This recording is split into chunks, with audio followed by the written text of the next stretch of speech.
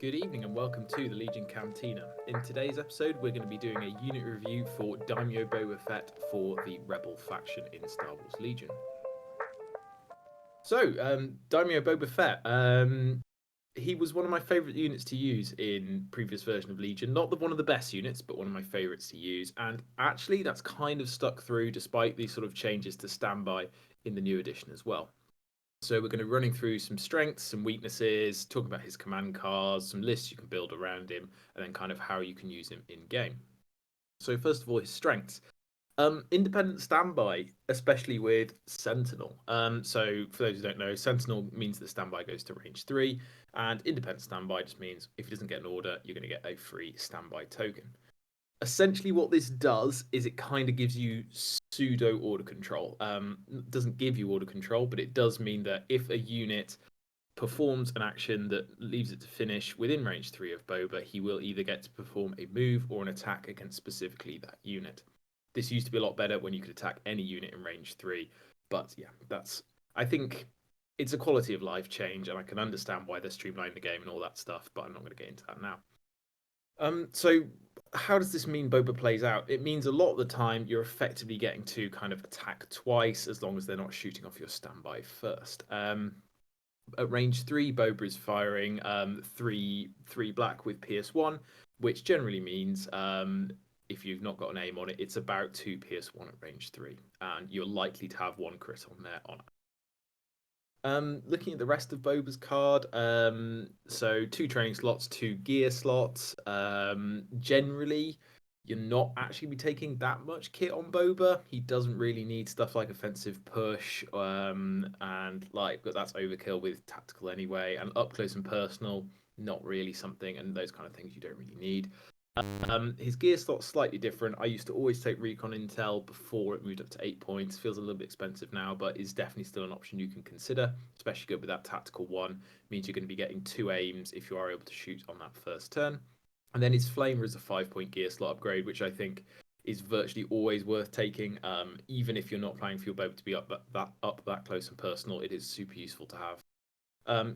He is slightly different to his Empire card. He's only speed 1, and he gets jump 1. Sorry, speed 2, and he's only jump 1. He is slightly slower than his Empire version, and like I think while it is relevant in the newer game because you are nearly always moving, speed 2 to speed 3 isn't as crushing, say, as going from like speed 2 down to speed 1. So it's manageable. It's not ideal, but it is manageable. He's got Arsenal 2, which you're only able to take advantage of if you're taking like the Flamer or a couple of his command card weapons. He's got Impervious, so not quite as good as Immune Pierce, but not bad, especially with those Mando saves backing it up. Talked about Independent Standby, talked about Sentinel, Sharpshooter 1 and Tactical 1. Again, these are really nice. If you're just doing a sort of a standard something like a move shoot, it does generally mean you're putting off sort of 2 PS1 through cover with a crit on it, which normally means you're going to be converting to PS1. 5 health, 3 courage. These are fine. Like nothing great, nothing catastrophic. 6 health would be nice, especially in sort of the current day and age with how powerful some dice pools are. But this is okay. Surge crit and surge defend. Again, those Mando saves, super nice. Surprisingly good in melee. 3 red and a black. With surge crit, which is normally converting to just over 3 hits, which is not bad at all, especially if you're whacking a Jedi who are immune pierce anyway. So if you had pierce on that, it wouldn't matter. In terms of how he fits into sort of Rebel lists, Mando saves and Courage 3 are really relevant for Rebels still. In comparison to Sabine, for instance, who's Courage 2, it does mean that to actually get him suppressed, you're normally going to have before his rally step 4 or 5 suppression on him, which is actually a bit tricky to achieve now. Although if he does have that much suppression on, he might be dying. So yeah, maybe it's not actually as beneficial as perhaps it used to be before dice pools got so ridiculous. And Mando saves, having a unit that is going to stick around a bit more, like was one of the main reasons Bad Batch is as good as it is in Rebels. It's just having a unit that's actually going to be there at the end of the turn is super nice. His dice pool's super consistent, as I've already said. And he does have a really broad array of command cards. They're not necessarily incredible, all of them. Some of them are still really, really good. Some of them are showing their age a bit, but yeah, his Whipcord 1 pip is still one of the best command cards in the game for me. Moving over to his weaknesses, as I said, only speed 2, and he doesn't have access to Relentless or Steady. This does mean that you're going to be quite predictable in terms of like ranges and how you're going to be moving. Um, that tactical one is quite nice. It does increase your consistency, but yeah, he's not quite up there with your Dinjarins and your Sabids in terms of that sort of maneuverability and objective grabbing. He does feel slightly expensive now. I think he could easily go down to like 110. Just in terms of like 120 is just a little bit much, and normally he's going up to 125 with the flamer. Even like 115 or 110 would just feel a bit nicer. Like the Rebel Operative slot is now really competitive, as I said here. Like Opluke getting his points drop, Bad Batch being there. Yeah, it is tricky. And he is a mercenary, which, while that is mitigated with the independent standby, it does come with the drawbacks of not always being able to issue an order. That said, because he is in the Rogues faction, one of the nice synergies you can pair him with is Bad Batch. Because they're both rogues, you are able to use Boba Fett to give orders to Bad Batch. That's especially nice on, for instance, his one pip. That's not the whipcord, can't remember what it's called now, but we'll come on to it in a second. So Boba's got six command cards. Same, Op Luke, Vader.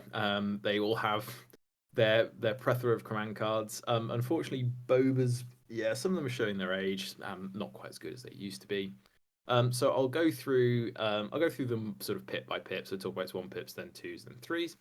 A simple man. I really like this card, and I can't really explain why, but it just feels in game really sort of nice to use. Basically, if you don't issue an order to Boba, he gets marksman and an aim. If you do give an order to him, it lets him sort of increase his. Sorry, if he is issued. I'll try that again. So a simple man. If Boba's not issued an order to this card, he gets marksman and an aim, and it can increase the range of his ranged weapons by one. So that means his basic attack goes to range four, which is surprisingly good. Um, the other side of it is if he is issued an order, he at the start of the activation phase, a unit can perform a move, a speed one move. Like this is fine, but most of the time, if you are using it, it's going to be for the ranged extra range on Boba. Does give you stuff like a range two flamer as well, which is quite nice. Yeah, I like this card with Daimyo Boba. Obviously not with Empire Boba, but yeah, this is surprisingly good with Daimyo Boba. Whipcord launcher, free action. Everyone will have come up against this if you played any number of games of Legion. Trooper unit, so a big melee hero. Two immobilized, two suppression.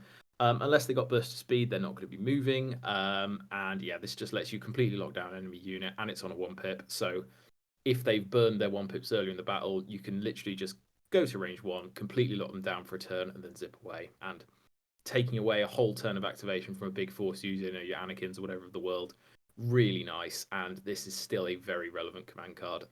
Really nice to have in the back pocket if things are going south. Two pips not as good. The whirly bird two pip making his way in the galaxy. He can't perform attacks, and then at the end of his activation, he does a big spin move, hits everybody in melee or range one. No cover, you're getting impact one, and you're getting versatile. I think this card's not great. It requires you to sort of maneuver into range one of a lot of units, which can be a bit tricky now in certain board layouts. At times this could be really good, but I think this is maybe a little bit too situational. And the fact you can't perform any attacks at all means that while you will probably move, and then drop this card, which effectively gives you like pseudo charge or relentless, yeah, it's just a little bit underwhelming for what it is. You kind of want a two pip to be more than this. And again, you will lose your independent standby on this card as well, which I just don't think makes it worth it. Um, Second flamethrower is the other two pip. This one's okay. If you don't have any other two pips to fill the slot and you really don't want to take the generics and you do think you do need a flamer, or maybe you can't afford the other flamer and you just want a command card to have it there in the back pocket, this is okay. This again, like it's one that you probably don't want to be taking unless you have no better options, but it's not a dreadful command card. Rule with respect, this used to be my one of my favorites with Boba. Basically, if he's at range one of a unit, he's still got face up order. He just adds an extra black dice. This was FAQ to also give him an extra black dice. So I think in general, if you're getting like an extra two or three black dice off this, this is probably worth it. And it's also units, not just troopers. So this can be nice to giving an order to a vehicle, a bus or whatever if you are running that. So yeah, I think this is quite a versatile command card, and you don't need to put loads of effort into trying to get loads of black dice on it for it to be worth it. So yeah, not bad at all. A nice, turn two, turn three, maybe before it's all kicked off. That probably would have kicked off by turn three, so maybe turn two, to drop in there. So yeah, not a bad command card. A three pip that just gives an order to Boba and gives him three red dice. Yeah, it's not good. Yeah, the jetpack rocket. I mean, it's not awful, and you are chucking out three black, three red at range three with Pierce one. Yeah, it's okay. Don't take this. Right. Upgrades. Like I said earlier, in terms of training, if you want to go melee Boba, take tenacity, I guess. Four red and a black surge crit is okay. Yeah. And then Hunter, like I was really digging around for potential other training slots. Like because of his three courage, you don't need the one that takes suppression off. Yeah, so if you're really, really hunting for extra aim, maybe take Hunter, but you don't need to take training on Boba. Like, keep him nice and budget, keep him below that 130, and he'll feel surprisingly good. I think the flame is pretty much an auto take. It's really nice. Like if you can hit a unit with even like three or four in, this is just pretty much four guaranteed hits most of the time. Like you're searching to crit, so you'll be unlikely to miss too many dice. And combining it with his carbine, you can actually be putting 8 9 hits into a unit if it's a beefed up unit or things like that. So it can feel really nice. Recon Intel, if you want it, if you really want Boba to be getting in there and doing a bit of shooting, it's 8 points now, which is not ideal. So I wouldn't recommend this all the time. But if you've got a few points knocking around, it's not the worst upgrade in the world, and it does trigger tactical, so that's always nice. List building tips, as I've kind of already hinted at, Boba's not going to be your main piece, and if he is your main piece, you're going to lose. But he can be a unit that enables other units to do things better and to protect them. So the way I tend to use him is kind of a support. So hanging around is sort of the mid to backfield at that range three for his sentinel. And yeah, like he doesn't need an order to be able to shoot or move, and that's fantastic. Like being able to do things that don't require an order or an action is always going to be useful. And when he's an okay unit without that independent, like it does just make him feel really good. Um, Also, with the way that boards are playing out now, that Sentinel standby can cover huge sections and like it can cover multiple objectives. It can make it like people don't like triggering the standby. The standby doesn't do a lot. Like it does two PS1, but people don't like triggering it because they know if they're moving through a space, like say you're shooting at a B2 unit, on average you're doing two PS1, which means you're dropping a B2 from that unit just by them moving through. Another thing you can do, and I'll come on to this more later, is you can use that standby to just move away. So like if you're up against a forced user who's trying to close that gap on you, just do that speed two move away, and it'll mean that maybe they can still cover that distance, but it might draw them further away from their support and more into where you're going to be able to shoot them. So yeah, it's an underrated ability, I think, having a standby. The flame is great, and I think you should always bring it. Not there aren't a huge number of mega squads running around, but like there are enough chunky core and special forces units around that you might get an extra three or four red dice off it, and three or four red dice for 5 points is great value. So always worth having it. And with Boba as well, you're going to be having an aim on average. Normally you're going to move shoot, so yeah, having that four red backed up with an aim is super nice. He doesn't need that much support because like he's not going to be your main hitter. But if you want bring a medic, like having a medic on red surging impervious saves is just really valuable. They obviously got knocked up a bit in points, but it's okay. It's fine. It happens. And yeah, as I said here, he's not going to win a battle by himself, but he can do a lot, and he will protect your units and let them shine in the way you want them to. List I've put here on the right hand side is, I think, a pretty reasonable list. Again, built around that core of Lair Wicket. I think it's the sort of default way I'm building my list, at least. Then you've got Boba and Bad Batch, Rebel Troopers, Pikes, Fleets, and a couple of medical droids in there. Like here, I would imagine that Boba would kind of float in between Bad Batch and the rest of your army, like trying to just defend maybe that mid ground. and then you'd probably put one medic in the vicinity of Boba and one in the vicinity of Bad Batch just to try and keep them going for that bit longer. But yeah, could be really nice. Um, I'm gonna quickly try and visualize how I think you should position Boba against different units. It'll be interesting to see how well this comes across, but yeah, it's just sort of an idea I had. So here we've got Boba against three different kinds of units. We've got a melee unit, a sort of range 2 shooting unit, and a range 3 plus shooting unit. Now, here, for the top one, Boba against the melee unit, I think you should position him inside of range 3 but outside of range 2. Remember, you can trigger a standby off any of the actions they do. So if they do a first move towards you, you can opt to pass and not do anything, and a second as well. You could position closer if you want to, like range 2. But the nice thing about being inside range 3 means that if they perform any action, even if it's an attack action or something inside that space, you're going to be able to shoot them, and then on your actual activation, you could then move away. So inside that range 3 is okay against sort of melee and very up close units. Against almost everything else, I think you want to sit just outside of range 3. Reason for this is that, firstly, for that range 2 unit, if the the maximum you can make a speed 2 move and then shoot at range 2 with is just under range 3 effectively. So with the way the sticks work, if you make a speed 2 move with a trooper unit and then shoot at range 2, that will bring you just shy of range 3. So they should never be able to shoot that standby off. And in order for them to close that gap and come and shoot you, you're going to be able to either shoot them or just move away. And that works really well.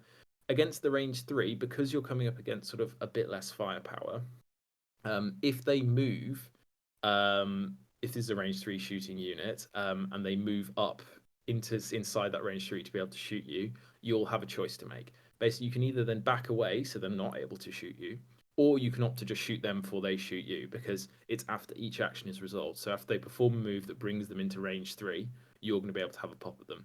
And on average, you're going to be taking 2 guys off that squad. So it's then up to you as to whether or not you think that payoff is worth it.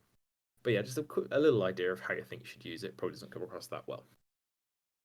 So we've got 2 deployments here as how I think you should use Boba. I've picked Breakthrough and Close the Pocket. Essentially, for both of these, it's going to be vaguely similar, but yeah, we'll just be thinking about where you can bring Boba on and how you should use him. Essentially, for Breakthrough, I kind of think you should bring Boba on in the mid ground between the 2 objectives, because in that range 3, and I'll show you here, you can effectively cover 3 objectives and the stuff close to or just inside those objectives with that range 3 Sentinel. What you don't want to do is bring him on in either of the corners, because then he can be rushed down before he's getting value off that Sentinel. The ideal for Boba, especially in the first couple of turns, is to be sat at that perfect range 3, because that's exactly where he wants to be operating. It's where his Sentinel is at its most effective. It's where his shooting is at its most effective. It's only later in the battle, especially if you're running his 1-pip and the Flamer, where you might, in that sort of turn 4, turn 5 type thing, start to try and close that distance to get value from those things, because he can be great at just coming in. If there's a weakened, infantry squad clinging onto an objective, he's going to get the job done against them. The other side you can do is, if there's a force user threatening to blow away stuff on your objective, you can just dive in there preemptively, get that whipcord on him, and stop that force user being able to come in and sort of grab your objective off you. So in this case, I'd bring him on sort of on your long side, and then just bring him up to that sort of mid-range of the battle, and then don't feel you have to push up that much. Like, that's not what Boba's here to do. You can do that later in the battle if you really want to, but definitely for those first couple of turns, just floating in between the 3 objectives, just causing sort of trouble for your opponent. For Close the Pocket, I would, again, similarly, just use Boba to try and hold on to sort of 2 objectives on your side. For this one, I wouldn't actually float that centrally. I would sit sort of quite far back with just the edge of your range 3 kind of clipping just past these objectives. Because if they are moving up towards them, with his Sharpshooter 1, they're only going to get light cover from the POIs. You're normally putting 2 PS1 into them. And if you're able to shoot once off your standby and then another with your regular attack, you're putting kind of 4 PS2 into them, and that's actually going to be dealing with quite a few basic squads in one turn. So that's sort of a surprisingly nice thing to have. It also means by floating sort of fairly close, it means that on those final turns, you could afford to just move in, fire up that Flamer, and then clear out an objective if that's what you want to do. So again, like, not getting over eager with Boba. Like, he's not going to survive being right up close with lots of, the arcs or the B2s of this world. But what he will be able to do is just plink off enough of them that hopefully later in the battle he's able to move in, take those objectives, and finish off those weakened squads. But yeah, hopefully that all made sense. If you haven't given Boba a go, give him a go. Standby isn't what it used to be. It isn't as good as it used to be, but it's not terrible. And it does make people think and it does make people play differently. And if you use Boba correctly and you take advantage of the strengths of the unit, he can be really good. Don't try and win a battle with him by himself because that's not going to work. But for irritating your opponent and trying to move them around the board, he can be really nice.